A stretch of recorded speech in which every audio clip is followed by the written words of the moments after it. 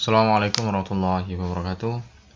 Kembali bertemu saya di April Arkan Channel. Pada kesempatan ini saya akan membahas materi kelas 12 ya, pada semester 1 yang merupakan bab pertama dengan judul materi adalah wilayah dan perwilayahan dalam konsep tata ruang. Adapun dalam pembahasan kali ini ya, saya menggunakan literatur buku Intan Pariwara ya, dari penerbit dan referensi lainnya ya. Baik, langsung saja. Pada bab pertama ini ya, tujuan dari pembelajaran kita yang pertama, setelah mempelajari konsep wilayah dan perwilayahan ini ya, kita dapat mengetahui bagaimana perbedaan antara wilayah dan perwilayahan dengan tepat ya. Serta nanti pembagiannya ada wilayah formal, fungsional, dan seterusnya. Kemudian kita mencermati ya bagaimana konsep wilayah dalam tata ruang dan teori pusat pertumbuhan. Kemudian kita menjelaskan bagaimana keterkaitan antara keduanya dengan benar. Selanjutnya ya, kita akan mencermati bagaimana perencanaan tata ruang di Indonesia, di mana dalam proses perencanaan tata ruang itu dibagi menjadi beberapa komponen ya. Ada yang secara regional ya, ada secara nasional maupun secara lokal nanti ya. Sehingga kita bisa mengidentifikasi ya perencanaan di setiap jenjang wilayah dengan benar. Nanti ada skala 20 tahun, 5 tahun ya, RPMJ dan seterusnya lah ya. Yang terakhir ya, setelah menganalisis permasalahan tata ruang di Indonesia, nanti kita akan melihat bagaimana apa sih masalah-masalah atau kesenjangan yang terjadi berkaitan dengan permasalahan tata ruang di Indonesia. Serta kita akan mencari penyebab permasalahan tersebut dengan benar ya.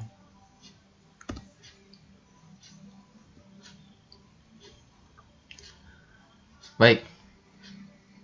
Pada bab ini ya, kita akan membagi dalam 3 sesi atau 3 pertemuan. Di pertemuan pertama kita akan bahas tentang konsep wilayah dan tata ruang, ya, pengertian wilayah, kewilayahan, apa itu wilayah formal, fungsional, serta apa itu tata ruang dan apa saja manfaatnya, ya, bagaimana wujud tata ruang dalam kegiatannya. Ya. Kemudian pembangunan wilayah dan pusat pertumbuhan ini di pertemuan selanjutnya, serta perencanaan dan permasalahan tata ruang di Indonesia. Baik, untuk pengantar pertama ya, mari bersama-sama kita lihat ini merupakan Kota Malang, di mana Kota Malang ini terpilih menjadi role model ya dalam penyelenggaraan pelayanan publik. Kota Malang ini merupakan kota terbesar ya, yang kedua ya, yang ada di Jawa Timur, dikelilingi oleh gunung-gunung ya. Ini merupakan pusat kotanya. Oke, perhatikan pada tata ruang wilayah yang dibuat di Kota Malang ini ya. Di bagian tengah kota ini ya, tampak alun-alun Kota Malang dan berbatasan langsung dengan ruang terbuka hijau. Ini konsepnya sangat luar biasa. Kemudian kita perhatikan bagaimana jaringan jalan di sekitar alun-alunnya. Ya. Tertata dengan luar biasa rapi. Ya. Yang kemungkinan dengan adanya sistem jalan seperti ini ya, akan mengurangi kemacetan. Kemudian kondisi tersebut menunjukkan perencanaan tata ruang wilayah yang sudah maksimal, sudah baik sekali. Kemudian suatu kota ya, maka setiap kota itu ya, sangat memerlukan penataan ruang yang baik ya, agar semua aktivitas berjalan dengan lancar ya. Contohnya seperti ini ya. Jadi nuansa elegannya dapat, ya, kemudian tetap berwawasan lingkungan ya, dengan ruang terbuka hijau yang luar biasa ya. Apalagi Kota Malang dikenal dengan daerah yang lumayan dingin juga ya. Maka inilah salah satu bentuknya mengapa pentingnya kita memahami konsep tata ruang dalam wilayah dan perwilayahan. Oke, apa itu wilayah dan tata ruang? Dan mengapa sih kita perlu mengetahui tentang wilayah nih? Oke, sebelum kita masuk ke jenis-jenis wilayah dan perwilayahan, ya, kita akan bedakan dulu ya, apa sih beda dari pengertian wilayah dan perwilayahan. Wilayah ya, merupakan bagian dari permukaan bumi yang memiliki kesamaan karakteristik, ya, di mana kesamaannya ini ya dijadikan sebagai acuan ya, atau sebagai batas nantinya. Kemudian proses penentuan wilayah tadi berdasarkan kriteria atau batas-batas tadi ya, baik secara kualitatif maupun kuantitatif, disebut sebagai pewilayahan. Ini beda wilayah dan perwilayahan. Wilayah itu daerahnya, sedangkan proses penentuan daerah tersebut ya disebut sebagai perwilayahan ya. Jadi secara umum ya, jadi bahwa wilayah itu menunjukkan objeknya ya, sedangkan perwilayahan ini menunjukkan proses terbentuknya si objek tadi ya. Misalnya wilayahnya adalah wilayah pegunungan, maka menentukan daerah mana pegunungan biasa ada menentukan ketinggian, kriterianya daerah mana yang masuk kawasan tersebut ya, maka disebut sebagai proses penentuannya itu disebut pewilayahan ya. Yang kedua ya, wilayah dan pewilayahan itu dibagi menjadi dua. Ada namanya wilayah dan pewilayahan formal, ada namanya wilayah dan pewilayahan fungsional. Wilayah formal ya, merupakan wilayah geografis yang memiliki keseragaman atau kesamaan berdasarkan kriteria tertentu. Misalnya daerah pedesaan, daerah pertanian, dan lain sebagainya. Biasanya ya menggunakan batas-batas alami ya. Pada awalnya kriteria yang digunakan bersifat alamiah, kemudian berkembang ya, menggunakan kriteria ekonomi, industri, pemukiman, dan sebagainya. Berdasarkan ya perkembangan zaman, maka biasanya konsep tersebut akan mengalami pergeseran atau perubahan ya. Contoh dari si wilayah formal ini banyak sekali. Jadi misalnya tadi ya, daerah pertanian, pedesaan ya, yang mana kesamaan ini menjadi sifat atau karakteristik wilayah yang membedakan dengan wilayah lain ya. Jadi melihat kesamaan atau keseragaman tadi ya, sehingga terjadi perbedaan. Atau dari kriteria lain, misalnya kriteria sosial ya. Misalnya ada daerah yang berkumpul khusus etnis Tionghoa ya, misalnya, maka wilayah formalnya itu Chinese gitu kan, atau Jawa ya, Sunda dan lain-lain sebagainya. Kemudian wilayah fungsional. Wilayah fungsional dicirikan dengan adanya kegiatan yang saling berhubungan antara beberapa pusat kegiatan secara fungsional. Jadi wilayah fungsional ini ya biasanya ada hubungan antara kegiatan pada umumnya, dicirikan dengan adanya arus transportasi dan komunikasi yang pada akhirnya menunjang pertumbuhan dan perkembangan dari setiap wilayah tersebut ya. Contohnya adalah Jabodetabek ya.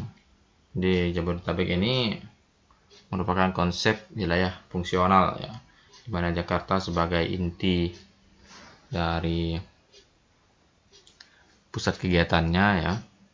Kemudian wilayah sekitarnya seperti Bogor, Depok, Tangerang, dan Bekasi ya, membentuk kesatuan yang saling berinteraksi ya. Misalnya dengan adanya interaksi tersebut seperti aktivitas ya, pergerakan barang, jasa, orang, dan lain sebagainya. Perwilayahan fungsional ini ya didorong oleh beberapa faktor ya, seperti adanya bentuk movement ya, atau perpindahan, kemudian adanya jaringan network ya, dan adanya titik pusat atau nodal ya, dimana perbedaan fungsional juga menunjukkan luas wilayah yang dengan unit-unit kecil ya, yang saling berhubungan. Contoh kompleksnya yaitu sekolah atau kampus ya.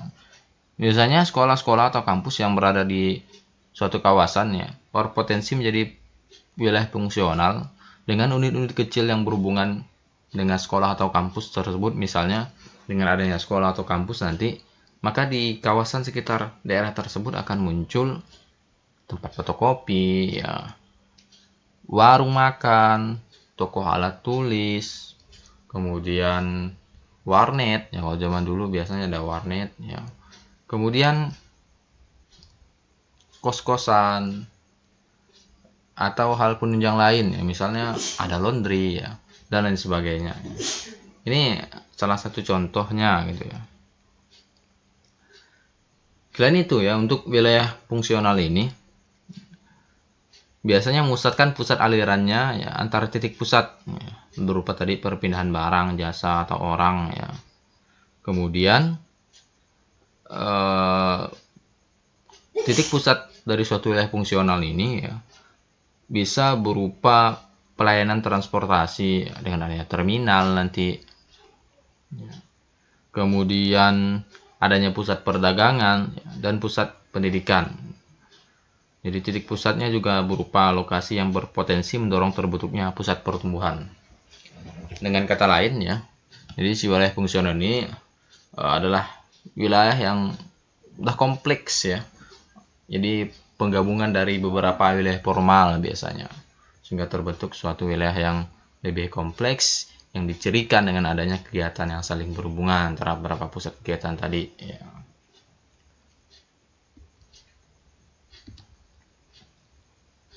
Yang selanjutnya ya berkaitan dengan tata ruang wilayah.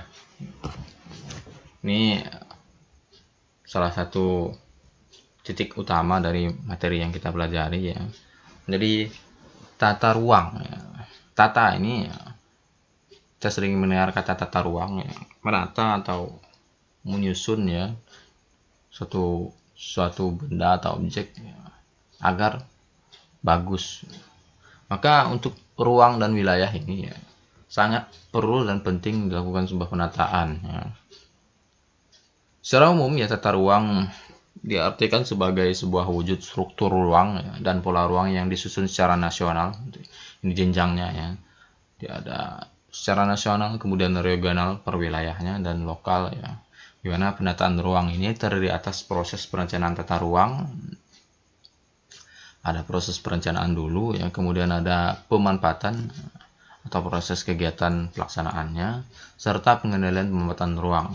Nanti apakah ruang tersebut atau pada proses penataan tadi dan pelaksanaannya udah bagus atau enggak, maka perlu pengendalian nanti.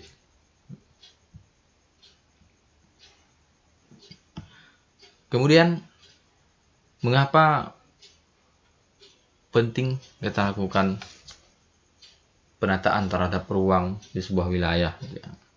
Salah satu masalah yang sering terjadi di lapangan terkait tata ruang yaitu terjadinya konflik pemanfaatan lahan.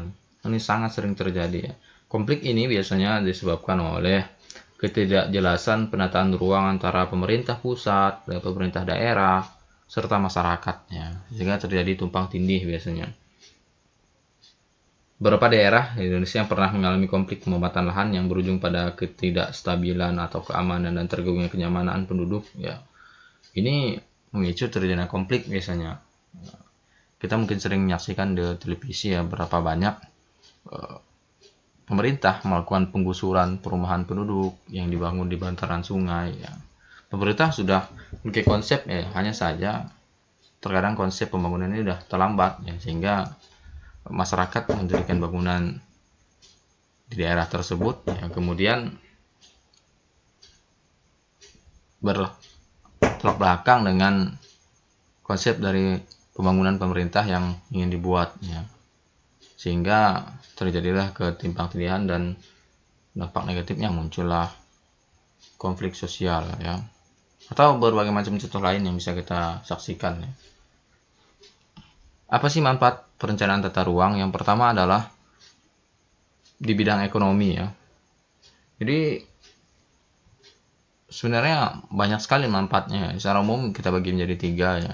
Di bidang ekonomi, perencanaan tata ruang ini ya menguntungkan untuk pembangunan ekonomi kita, di mana dengan tata ruang yang baik akan memunculkan iklim ekonomi yang kondusif sehingga mempermudah atau menjadi atau memberi kenyamanan lah kepada para investor asing untuk memberikan modal kepada kita ya, atau memberikan kepercayaan, sehingga akan menambah modal kita dalam proses pembangunan ya. Jadi di bidang ekonomi, manfaat tata ruang ini sebagai memberikan rasa aman ya, dan kepercayaan kepada investor asing ya, dalam penanaman modal untuk pembangunan di negara kita ya. Dimana pembangunan tidak lepas dari modal ya, yang besar, dan saat ini kita belum mampu untuk memenuhi modal tersebut ya, maka perlu investor asing. Kemudian yang kedua, di bidang sosial ya. Di bidang sosial ini, kebutuhan penduduk di suatu daerah dapat diidentifikasi dengan perencanaan tata ruang ya. Pemerintah bisa melihat apa saja kebutuhan masyarakat ya, maka dalam perencanaan tata ruang ya bisa memberikan atau memunculkan rasa aman dan nyaman terhadap lingkungan ya. Sehingga terciptalah wilayah yang kondusif ya, yang mungkin seperti yang di awal saya bahas tadi ya, di mana di bidang sosial ini akan munculkan rasa nyaman tadi ya, hilangnya konflik dan seterusnya. Dengan bagusnya kondisi sosial masyarakat ya, akan meningkatkan produktivitas penduduk dalam kerja dan seterusnya ya. Yang terakhir adalah di bidang lingkungan. Ini yang merupakan tidak kalah pentingnya ya, di mana pembangunan biasanya akan bersentuhan langsung dengan lingkungan ya. Lingkungan biasanya akan menjadi objek yang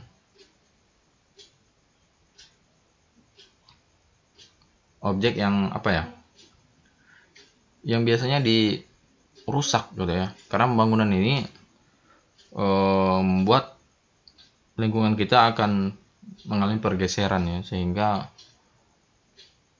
dengan adanya tata ruang yang baik ya, diharapkan risiko kerusakan lingkungan itu bisa berkurang ya. Mungkin ada namanya AMDAL yang kemarin kita bahas ya, dan lain sebagainya ya. Ini tujuan utama dari pemanfaatan tata ruang ya. Yang terakhir, dalam proses tata ruang ya, ada namanya monitoring dan evaluasi. Monitoring dan evaluasi ini dalam pemanfaatan ruang berfungsi untuk memantau, mengetahui tingkat efektivitas pemanfaatan ruang, serta mengevaluasi kegiatan pemanfaatan yang telah dilakukan ya, apakah berjalan dengan baik atau tidak ya, sehingga tata ruang yang dibangun seminim mungkin menimbulkan efek negatif ya, sehingga wilayah yang kita bangun ya akan memberikan keuntungan yang besar terutama untuk pemerintah dan masyarakat ya, serta lingkungan ya. Oke, demikian pertemuan kita berkaitan dengan konsep wilayah dan tata ruang wilayah. Dan kita sambung pada pertemuan selanjutnya. Semoga video ini bermanfaat. Terima kasih. Sampai jumpa kembali. Assalamualaikum warahmatullahi wabarakatuh.